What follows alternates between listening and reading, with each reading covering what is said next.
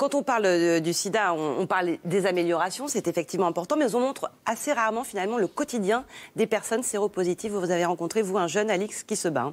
Oui, ce jeune donc, se bat contre les idées reçues sur le sida, mais il se bat aussi pour que les personnes séropositives obtiennent plus de droits aujourd'hui et soient plus visibles. On a rencontré donc ce jeune homme qui a 25 ans et qui est l'un des porte-parole de ceux qui vivent aujourd'hui avec le VIH. Regardez.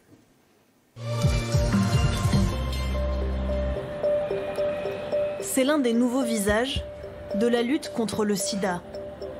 L'histoire de Rémi Amet a basculé il y a 4 ans. Donc moi, le jour de mes 21 ans, j'ai appris que j'étais séropositif.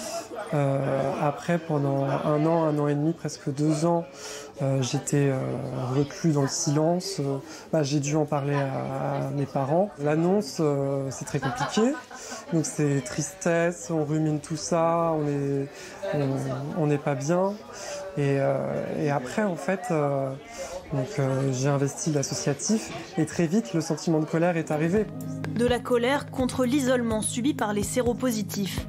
Rejeté par sa famille, Rémi commence par militer chez ACT UP, dans des manifestations et des actions. Il rappelle que le sida frappe toujours. Moi, j'ai créé un personnage, c'était la mariée au sida.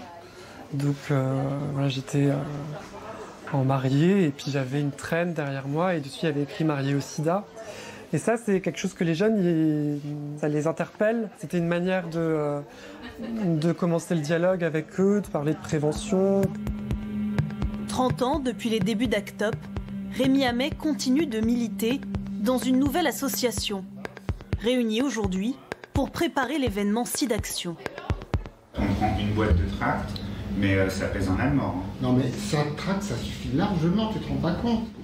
Via des tracts et les réseaux sociaux, les membres veulent rappeler que malgré le traitement, la maladie ne doit pas être banalisée. On a des maladies qui arrivent de plus en plus fréquemment parce qu'on reste en vie plus longtemps en tant que séropositive. Il y a 100 fois plus de risques pour une personne séropositive de développer un lymphome, par exemple, 7 fois plus pour un cancer du foie. Et je suis à 47 ans, j'ai fait 2 infarctus, j'ai du diabète, j'ai une cirrhose du foie. Moi, quand tu vois, un truc con, quand on parle des Jeux Olympiques qui vont se passer à Paris, je ne me projette pas à cette distance-là. J'arrive pas à me projeter. Et ça, c'est votre réalité du VIH. La réalité du VIH touche aujourd'hui 173 000 personnes en France. Plus d'un quart d'entre eux a découvert sa maladie à un stade avancé.